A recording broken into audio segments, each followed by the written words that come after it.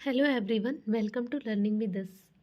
और बताइए आप लोग कैसे हैं। आई होप आप लोग बहुत अच्छे होंगे। और आपकी पढ़ाई कैसी चल रही है? पढ़ाई भी अच्छी चल रही होगी। अगर नहीं अच्छी चल रही हो तो भैया अच्छे से पढ़ाई करिए और अच्छे से एग्ज़ाम की तैयारी कीजिएगा। और सारे जो बिहार का आपका एग्ज़ाम देने जा रहे हैं आप, उसके आप जितने भी बैक ईयर पेपर हुए हैं ना, उनको अच्छे से आप देख लीजिएगा, एक बार ज़रूर देख लीजिएगा।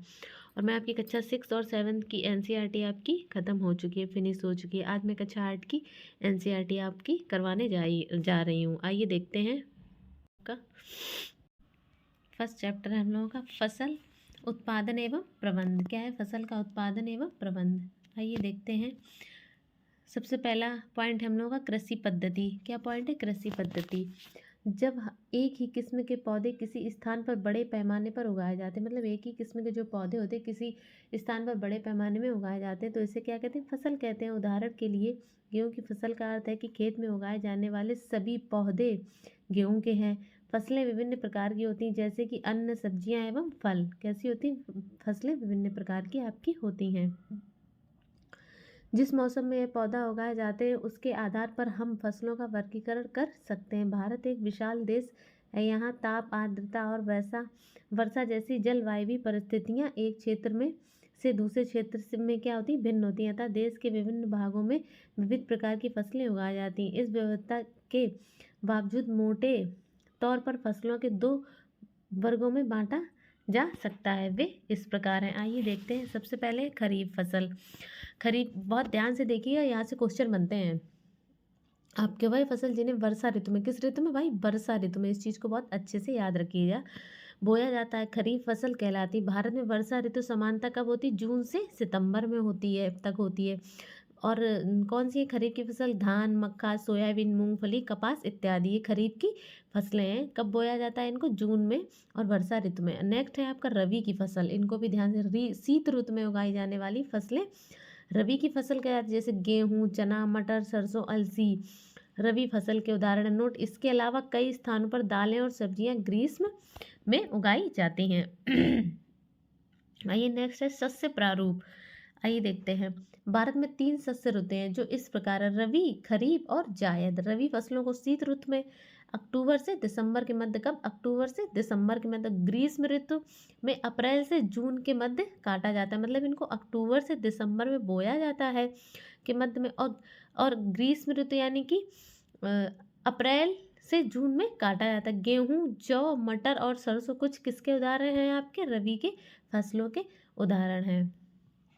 यद्यपि ये फसलें देश के विस्तृत भाग में बोई जाती हैं, जैसे उत्तर और उत्तरी पश्चिम राज्य, जैसे कि पंजाब हो गया हम लोगों का, मतलब उत्तर पश्चिम राज्य में। उत्तर पश्चिम में कौन है? जैसे पंजाब हो आपका, हो गया हरियाणा, हो गया हिमाचल प्रदेश, हो गया जम्मू कश्मीर, उत्तराखंड और अपना उत्तर प्रदेश। गेहूं और अन्य रबी फसलों के उत्पादन के लिए क्या है? ये महत्वपूर्ण राज्य है। कौन है भाई आपका? पंजाब, हरियाणा, हिमाचल प्रदेश, जम्मू कश्मीर, उत्तराखंड और उत्तर प्रदेश। ये क्या है? गेहूं और अन्य रबी की फसलों के उत्पादन के लिए क्या है? महत्वपूर्ण आपके स्थान है। उत्पादन एवं प्रबंध। आइए देखते हैं उत्पादन एवं प्रबंध। शीत ऋतु में शीतोष्ण पश्चिम विक्षोभों से होने वाली वर्षा इन फसलों के अधिक उत्पादन में सहायक होती है। पंजाब, हरियाणा, पश्चिमी उत्तर प्रदेश और राजस्थान के कुछ भागों में हरित क्रांति की सफलता भी उपर्युक्त रबी फसलों की वृद्धि में एक महत्वपूर्ण कारक। किसमें महत्वपूर्ण कारक है? मतलब रबी की फसलों में। और हरित क्रांति भी महत्वपूर्ण एक कारक है। खरीफ फसलें देश के विभिन्न क्षेत्रों मानसून के आगमन के साथ बोई जाती। खरीफ की फसलें कब?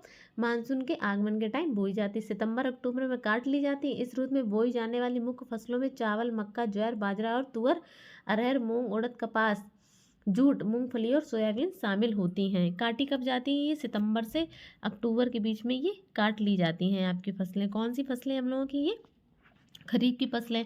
और बोई कब जाती हैं? ये जून से सितंबर, अभी आपको मैंने बताया था। ठीक है, याद रखिएगा।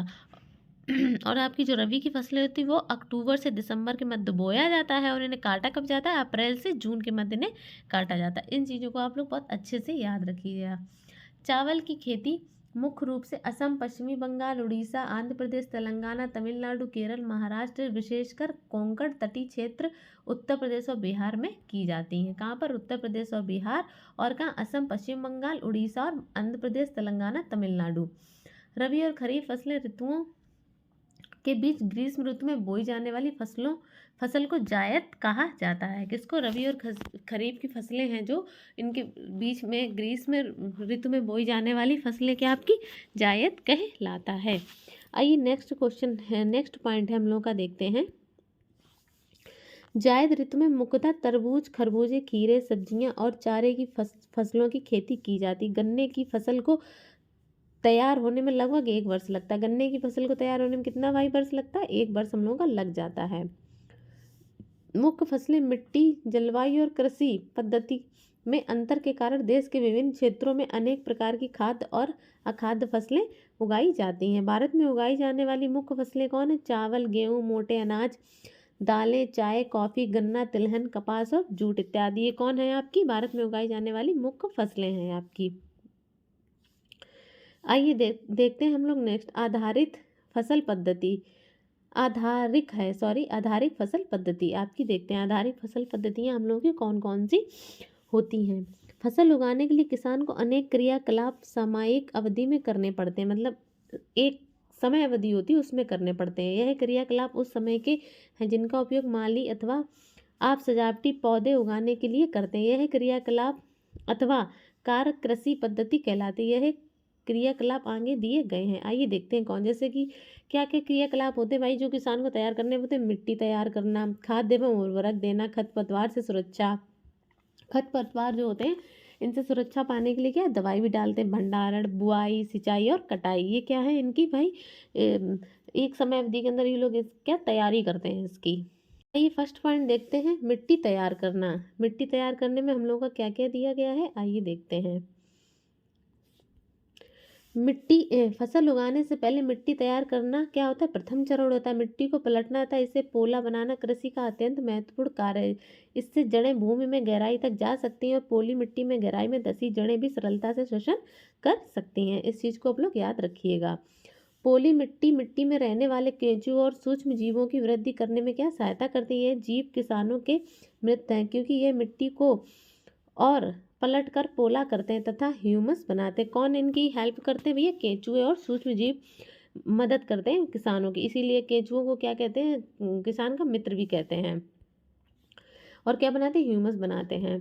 मिट्टी में खनिज, जल, वायु तथा कुछ सजीव होते हैं। क्या होते हैं? खनिज, जल, वायु तथा कुछ सजीव। इसके अतिरिक्त मृत पौधे एवं जंतु भी मिट्टी में पाए जाते हैं। कौन कौन भाई? मृत पौधे और जंतु भी कहाँ पाए जाते हैं? आपके मिट्टी में पाए जाते हैं। जीवों द्वारा अपघटित होते हैं। इस प्रक्रम में मृतोप जीवों में पाए जाने वाले पोषक मिट्टी में क्या निरयुक्त होते हैं? किसमें निरयुक्त होते हैं? मिट्टी में। यह पोषक पौधों द्वारा अवशोषित किए जा सकते हैं। किसके द्वारा? पौधों द्वारा, क्योंकि ऊपरी परत के कुछ सेंटीमीटर की मिट्टी ही पौधों की वृद्धि में क्या होती है? सहायक है। इसे उलटने, पलटने और पोला करने से पोषक पदार्थ ऊपर आ जाते हैं और पौधे इन पोषक पदार्थों का उपयोग कर सकते हैं। अतः मिट्टी को उलटना, पलटना एवं पोला करना फसल उगाने के लिए अत्यंत महत्वपूर्ण। देखो भाई, मिट्टी को अलट पलट करना क्या होता है? फसलों के लिए बहुत महत्वपूर्ण रहता है। मिट्टी को उलटने, पलटने एवं पोला करने की प्रक्रिया क्या है? जुताई। हम लोग सुना भी होगा खेत की जुताई करना, और इसे किससे करते हैं भाई? हल से किया जाता है। ठीक है। यदि मिट्टी अत्यंत सूखी है तो जुताई से पहले इसे पानी देने की आवश्यकता पड़ती है। क्या भाई? अगर मिट्टी बहुत सूखी है तो जुताई से पहले क्या देंगे हम लोग? उनको पानी देंगे। बुआई एवं सिंचाई के लिए खेत में समतल करना आवश्यक, मतलब खेत को बराबर करना क्या है? आवश्यक है। यह कार्य पाटल द्वारा किया जाता है। कभी कभी जुताई से पहले खाद दी जाती। क्या? कभी कभी जुताई से पहले हम लोग क्या खाद दी जाती। क्या है नेक्स्ट पॉइंट? कृषि औजार। क्या है नेक्स्ट पॉइंट? कृषि औजार। आइए देखते हैं कृषि औजार। अच्छी उपज के लिए बुआई से पहले मिट्टी को भुरभुरा करना आवश्यक। भाई अच्छी अगर उपज पानी है तो उसके लिए मिट्टी को क्या करना है? भुरभुरा करना आवश्यक है। यह कार्य अनेक औजारों से किया जाता है। हल, कुदाली एवं कल्टीवेटर इस कार्य में उपयोग किए जाने वाले प्रमुख औजार हैं। कौन है?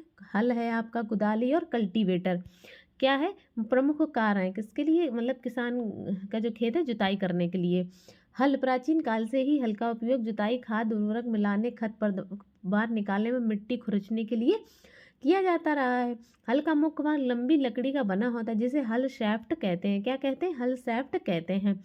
नेक्स्ट पॉइंट है कुदाली। यह एक सरल औजार है जिसका उपयोग खरपतवार निकालने में मिट्टी को पोला करने के लिए किया जाता है। कुदाली क्या है? एक सरल औजार है।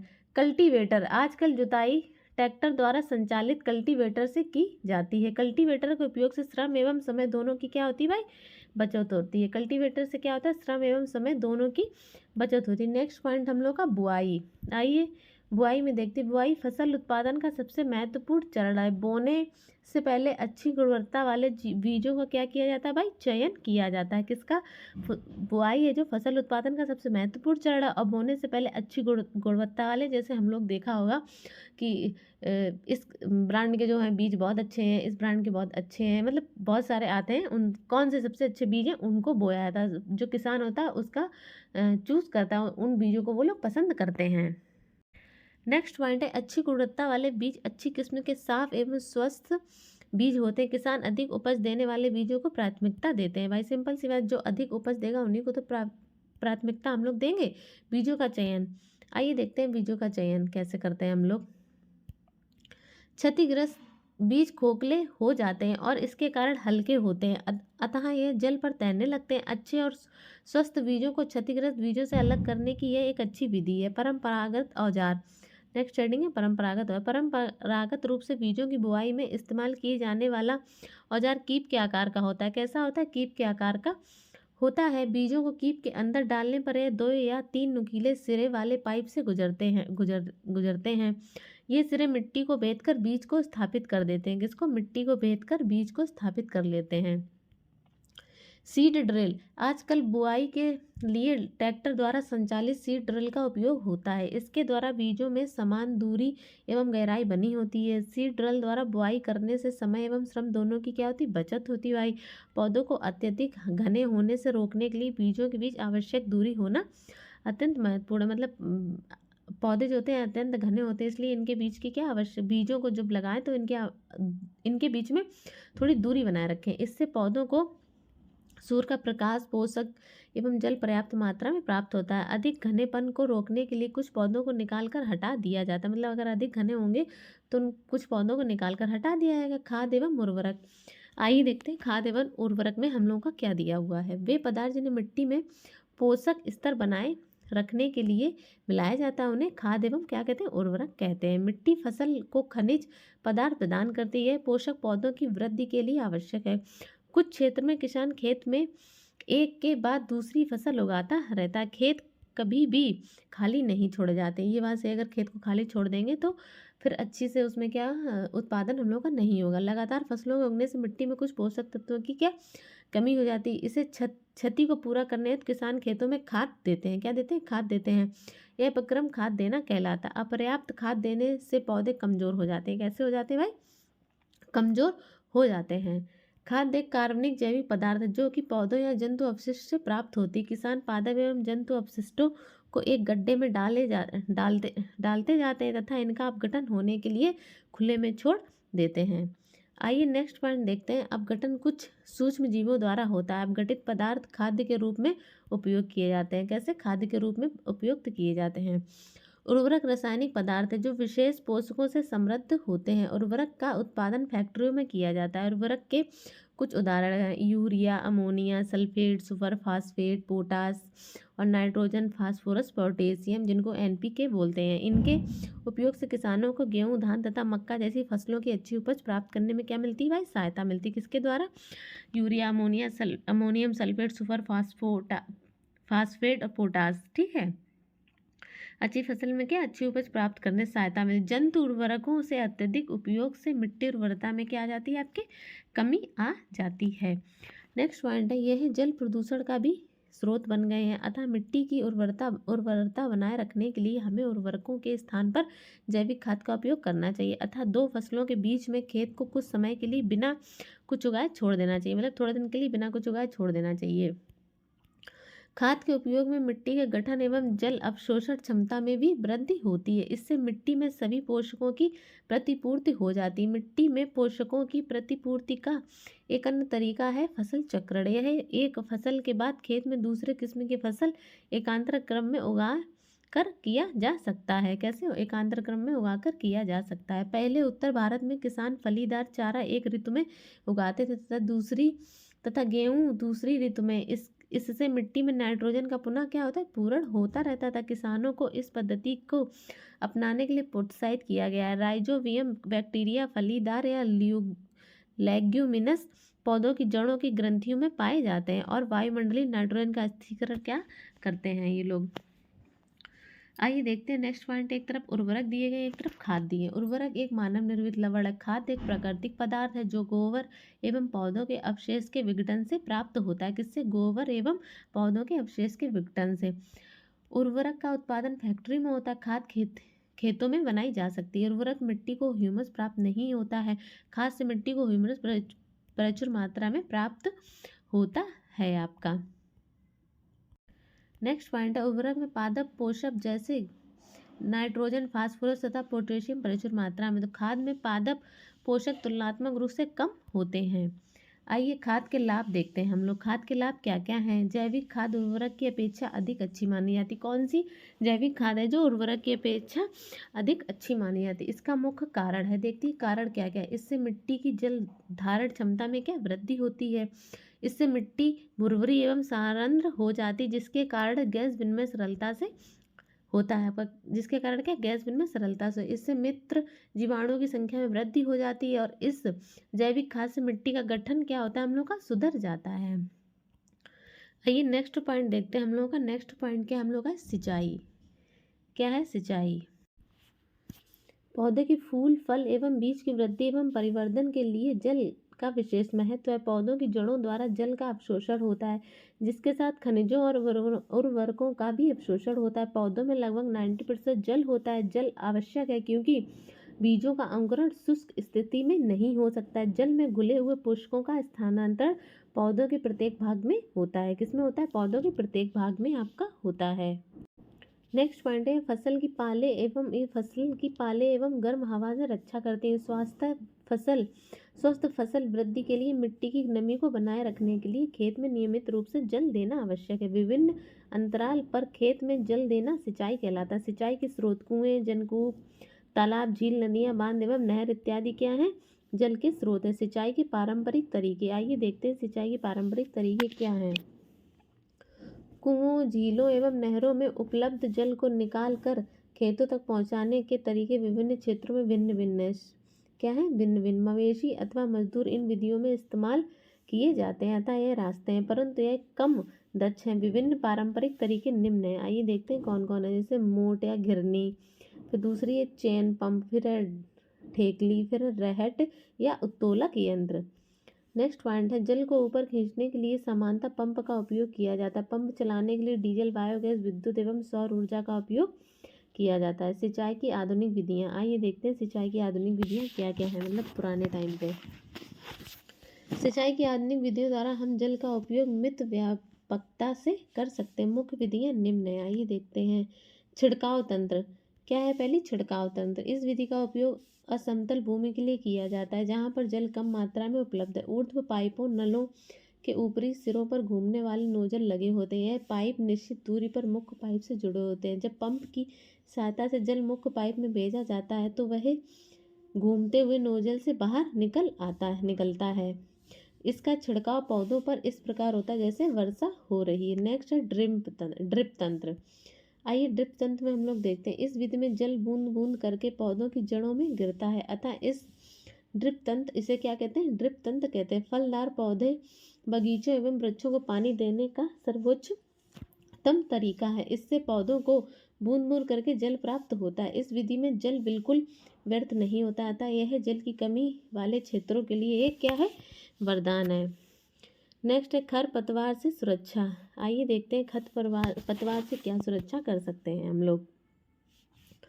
खेत में कई अवांछित पौधे प्राकृतिक रूप से फसल के साथ उग जाते हैं। इन अवांछित पौधों को खरपतवार कहते हैं। खरपतवार हटाने की निराई कहते हैं। निराई आवश्यक है क्योंकि खरपतवार जल, पोषक, जगह और प्रकाश की स्पर्धा कर फसल की वृद्धि पर प्रभाव डालते। कुछ खरपतवार कटाई में भी बाधा डालते तथा मनुष्य एवं पशुओं के लिए विषैले हो सकते हैं। खरपतवार को हटाने एवं उनकी वृद्धि को नियंत्रित करने के लिए किसान विभिन्न तरीके अपनाता है। फसल उगाने से पहले खेत जोतना खरपतवार उखाड़ कर हटाने में सहायता मिलती है। इससे खरपतवार पौधे सूख कर मर जाते हैं और मिट्टी में मिल जाते हैं। खरपतवार हटाने का सर्वोच्चतम समय उनमें पुष्पण एवं बीज बनने से पहले होता है। खरपतवार पौधों को हाथ से जड़ सहित उखाड़ कर अथवा भूमि से निकट काट कर समय सीमा पर आपका हटा दिया जाता है। यह कार्य खुरपी या हैरो की सहायता से किया जाता है। किससे? खुरपी या हैरो की सहायता से किया, मतलब उसमें पुष्प और बीज ना निकल पाए उसके पहले खरपतवार को हटा देना चाहिए। रसायनों के उपयोग से भी खरपतवार नियंत्रित किया जाता है, जिन्हें खरपतवार नाशी कहते हैं। जैसे कि ऑप्शन में 24.D क्या है? खेतों में इनका छिड़काव किया जाता है, मतलब ये दवा का नाम है, जिससे खरपतवार पौधे मर जाते हैं परंतु फसल को कोई हानि नहीं होती है। नेक्स्ट हेडिंग है आपका खरपतवार की वृद्धि के समय तथा पुष्पण एवं बीज बनाने के पहले ही खरपतवार नाशी का छिड़काव करते हैं। खरपतवार नाशी के छिड़काव से किसान के स्वास्थ्य पर भी प्रभाव पड़ सकता है तथा उन्हें इन रसायनों का प्रयोग सावधानी पूर्वक करना चाहिए। छिड़काव करते समय उन्हें अपना मुंह एवं नाक कपड़े से क्या होना चाहिए भाई? ढक लेना चाहिए। नेक्स्ट है हम लोग का विभिन्न फसलों में उगने वाले प्रमुख खरपतवार। आइए देखते हैं जैसे गेहूं में कौन कौन से, जैसे बथुआ हो गया आपका, क्या बथुआ हम लोगों का हो गया, चिनोपोडियम या एल्बम हो गया, हिरनखुरी या कानवोलवुलस या अर्बेनिस हो गया, वेनिस, कृष्ण नील या आपका क्या है? कृष्ण नील या एनागेलिस अर्बेनिस हो गया, अकरी हो गया, विसिया या सटाइवा हो गया। गेहूं का मामा जिसको हम लोग बोलते हैं उसको क्या बोलते हैं? Phalaris minor. ये नाम आपके वैज्ञानिक दिए, इनके नाम याद रखिएगा, हो सकता है इसी में से पूछ दे कोई नाम आपका। रबी की दलहनी एवं तिलहनी फसलें, प्याजी को क्या बोलते हैं हम लोग? और एस्फोडिलस और टेन्यूफोलियम। पोहली को क्या कहते हैं? कार्थेमस और आकाशी केंथा कहते हैं। जंगली मटर को क्या कहते हैं? लेथाइसरस सटाइवा कहते हैं। क्या? लेथाइसरस और सटाइवा। बन सोया को क्या कहते हैं? फ्यूमेरिया और पखी फैलेरा कहते हैं। अकरी, बथुआ, हिरनखुरी आदि होते हैं। धान में देखते हैं सवा, या इसको बोलते हैं इकाइकोनोक्लो और क्या? कोलोना। कोंदो को क्या कहते हैं? एल्यूसिन इंडिका कहते हैं। कनकौआ को क्या कहते हैं? कोम में नीला बेंथालेनिस कहते हैं। जंगली जूट को क्या कहते हैं? कारकोरस और एक्यूटेंगुलस कहते हैं। मोथा को क्या कहते हैं हम लोग का? साइप्रस कहते हैं। क्या कहते हैं? साइप्रस कहते हैं। मक्का, ज्वार या बाजरा, धूप घास आप जानते होंगे, साइनोडॉन या डेक्टिलॉन कहते हैं। गुम्बा, ल्यूकस या अस्पेरा कहते हैं। मकोए जिसको कहते हैं सोलनस नाइग्रस कहते हैं।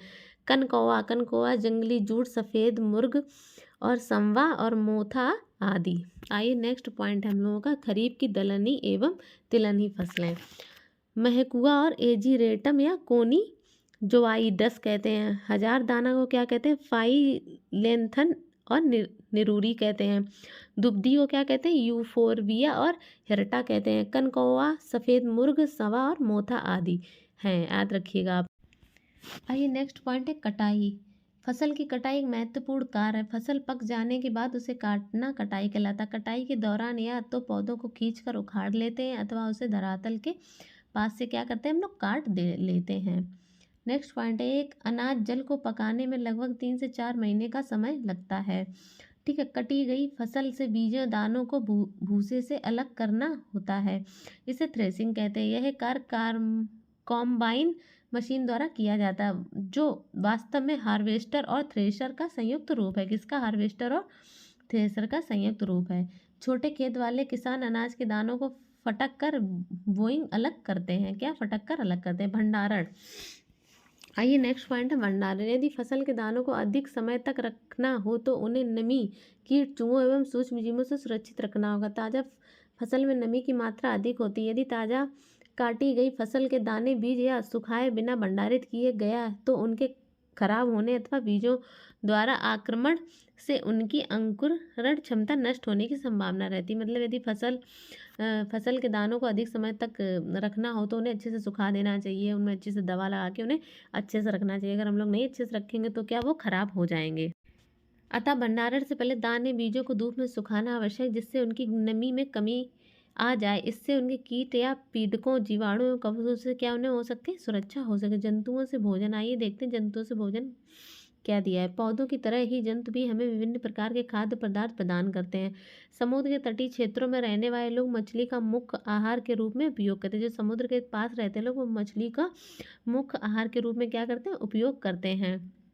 घरों में अथवा फार्म पर पाले पालने वाले पालतू पशुओं को उचित भोजन, आवास एवं देखभाल की आवश्यकता होती है। जब यह बड़े पैमाने पर किया जाता है तो इसे क्या कहते हैं, पशुपालन कहते हैं। आइए कुछ इंपॉर्टेंट फैक्ट देख लेते हैं। अपनी बढ़ती हुई जनसंख्या को भोजन प्रदान करने के लिए हमें विशिष्ट कृषि पद्धतियों को अपनाना होता है। किसी स्थान पर उगाए जाने वाले एक ही प्रकार के पौधों को क्या हम लोग फसल कहते हैं। भारत में फसलों को ऋतु के आधार पर हम 2 भागों में बांट सकते हैं, रबी और खरीफ की। कौन सी, रबी और आपकी खरीफ। नेक्स्ट पॉइंट है, जुताई करके मिट्टी तैयार करना और उसे समतल करना आवश्यक है। इस कार्य के लिए हल तथा पाटल का उपयोग किया जाता है। बीजों को उचित गहराई पर बोना तथा उनके बीच उचित दूरी रखना अच्छी उपज के लिए आवश्यक है। बीजों की अच्छी किस्म का चयन करके स्वस्थ बीजों को बोया जाता है। सील ड्रिल की सहायता से बुआई की जाती है। किसकी सहायता से, सील ड्रिल की सहायता से। मिट्टी में पोषकों की समृद्धि और पुनः पूर्ति की आवश्यकता होती है, जिसे कार्बनिक खाद तथा उर्वरक के उपयोग में प्रयोग किया जाता है। किसमें, कार्बनिक खाद और उर्वरक के रूप में क्या उपयोग किया जाता है। नेक्स्ट पॉइंट है, फसलों की नई किस्मों के आने से रासायनिक उर्वरकों के उपयोग में बहुत वृद्धि होती है। उचित समय एवं अंतराल पर फसल को जल देना सिंचाई कहलाता है। निराई में अवांछित एवं बिना उगाए पौधों को हटाया जाता है, जिन्हें खरपतवार कहते हैं। कटाई का अर्थ है पकी हुई फसल को हाथों या मशीनों से काटना। दानों को भूरे से अलग करना थ्रेसिंग कहलाता है। क्या, दाने दाने जिनको भूसे से अलग करना क्या कहलाता है, थ्रेसिंग कहलाता है। बीजों को पीड़कों एवं सूक्ष्म जीवों से संरक्षित करने के लिए उचित भंडारण आवश्यक है। पशुओं को पालकर भी खाद्य पदार्थ प्राप्त किया जाता है। इसे क्या कहते हैं भाई, पशुपालन कहते हैं। आपकी 7th NCERT का ये फर्स्ट चैप्टर था। कौन सा, फर्स्ट चैप्टर था आपका, फिनिश हो गया है।